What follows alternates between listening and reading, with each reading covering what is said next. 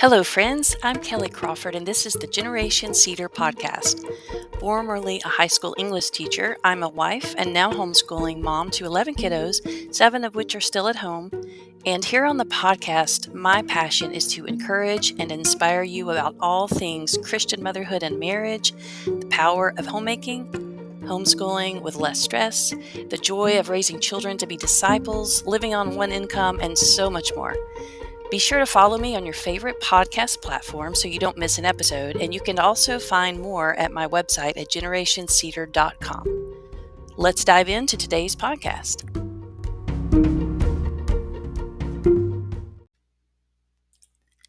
Today's episode is entitled The Secret to Finding Real Joy, because that's what we're really all longing for: joy, peace.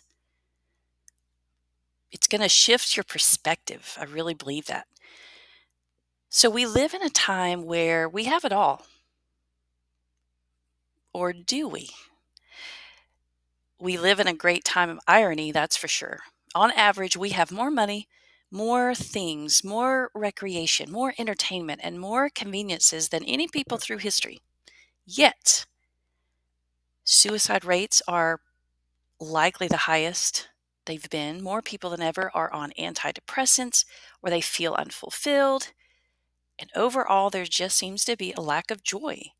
My thought is that we suffer from self centeredness and are experiencing its destructive effects. We live with our own desires and wishes at the forefront of all we do, and especially in this day of social media and all of the messages that we are getting.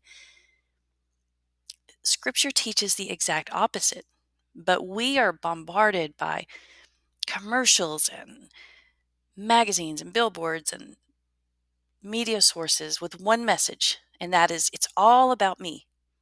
Even the church is preaching a gospel opposite of what Jesus preached in many places. The doctrine of Jesus said, deny yourself. That's a hard saying. Christianity is not for the faint-hearted.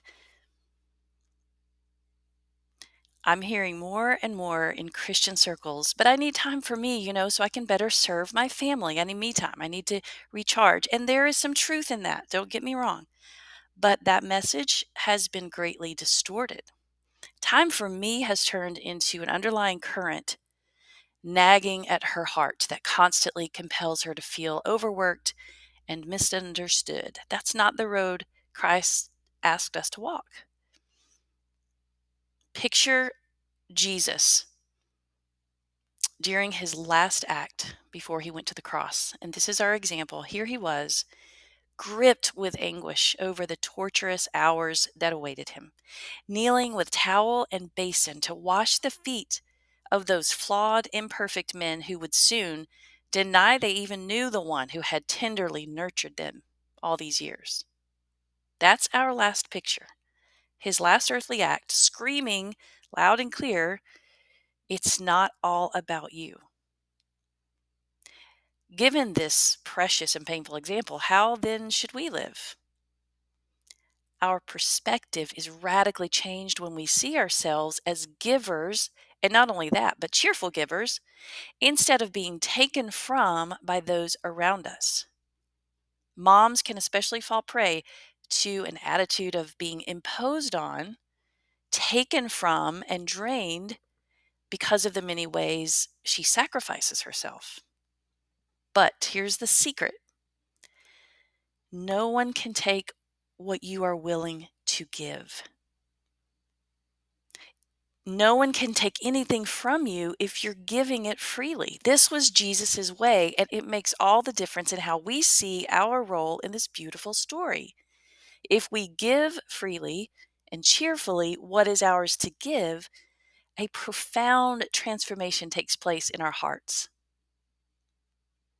People need to see and hear and touch and feel a generation of women who are taking up their crosses daily with their families. Not begrudgingly, but with a strength of joy that braves all the tumultuous seasons of life. a denying of self until self is merely an empty vessel through which pure love can pour out onto those around us. This is Jesus in shoe leather, and motherhood affords us such a great opportunity to become more like him. Let's keep the picture Christ left with us alive. We can kneel too. We can look up into the faces of our husbands and children, exhausted as we may be, even maybe in anguish about the trials of life, and still wash their feet, partaking in the sufferings of Christ, counting it all joy.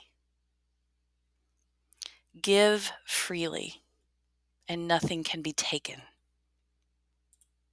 In the power of Christ that allows us to live with this kind of joy, to shower on those around us, and for the world to see the light of Christ. Thanks so much for listening today. Hey, I'd love to hear from you. You can contact me through my blog at generationcedar.com or catch me on Facebook or Instagram. Tell me what has helped you, tell me what you'd like to hear, or just tell me your story. Until next time.